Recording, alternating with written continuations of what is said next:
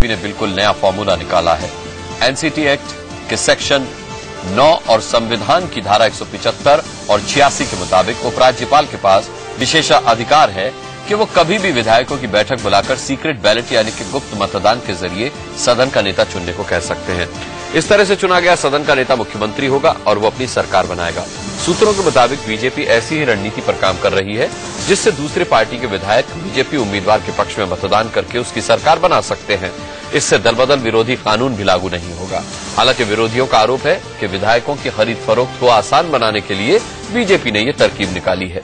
BJP के 3 विधायकों के सांसद बनने के बाद सदन की संख्या अभी 67 है। इसमें बीजेपी गठबंधन के 29, आम आदमी पार्टी के 27, कांग्रेस के 8 और अन्य 3 विधायक शामिल हैं।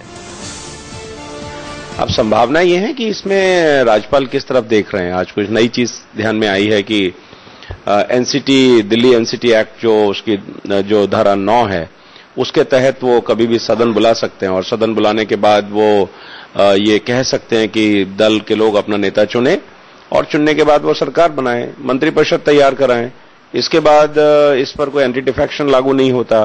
This is a new dimension of the situation.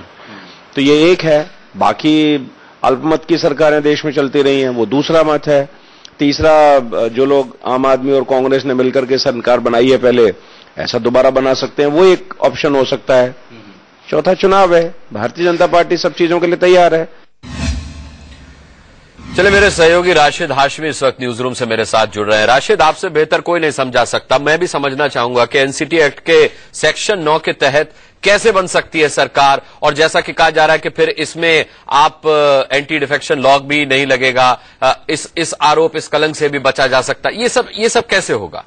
मैं आपको तकनीकी तौर से समझाता हूं कि ये सब असल में होगा कैसे। उससे पहले सतीश उपाध्याय का जो बयान है वो सुन करके वाकई में बड़ी हंसी आती है। हंसी इसलिए आती है क्योंकि 1 महीने पहले ही सतीश उपाध्याय ने ये कहा था कि हम सरकार बनाने के को लेकर के ना तो इनकार कर सकते हैं, ना ही इकरार कर सकते हैं, और कुछ भी हो सकता है क्योंकि ये राजनीति है। सतीश उपाध्याय ये कहते आ रहे थे। मतलब ये है कि सतीश उपाध्याय के भी जहन में, यानी बीजेपी के दिमाग में, बीजेपी के थिंक टैंक में बहुत सी बातें चल रही थी। अब आगे क्या होगा ये समझिए। चूंकि बीजेपी के कुल मिलाजुला करके 31 विधायक थे और शिरोमणि अकाली दल का 1 विधायक मिला दें तो 32 बनते थे। अब इसमें से डॉक्टर हर्षवर्धन, प्रवेश वर्मा और रमेश बिधूड़ी, ये तीनों सांसद बन गए। लिहाजा अब भारतीय जनता पार्टी के पास 28 एमएलए हैं। शिरोमणि अकाली दल का 1 मिला दें 29 हो जाते हैं।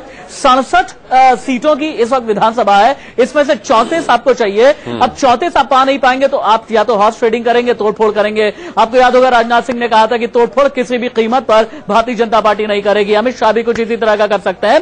तो इसके लिए एक अलग तरह का रूट निकाला गया है जिसे कहा जा रहा है सीक्रेट बैलेट रूट। अब ये रूट किस तरीके से निकाला गया है ये समझिए।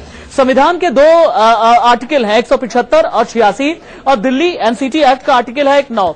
उसमें क्या किया जाता है कि तमाम एमएलएस की मीटिंग बुला सकता है उपराज्यपाल, और मीटिंग में ही एक लीडर चुन लिया जाएगा सीक्रेट बैलेट के जरिए, और इसमें पता ही नहीं चल पाएगा कि आम आदमी पार्टी ने कहीं कांग्रेस, आम आदमी पार्टी ने बीजेपी के लिए नया फॉर्मूला हो सकता है। राशिद, बहुत धन्यवाद इस तमाम प्रक्रिया को समझाने के लिए।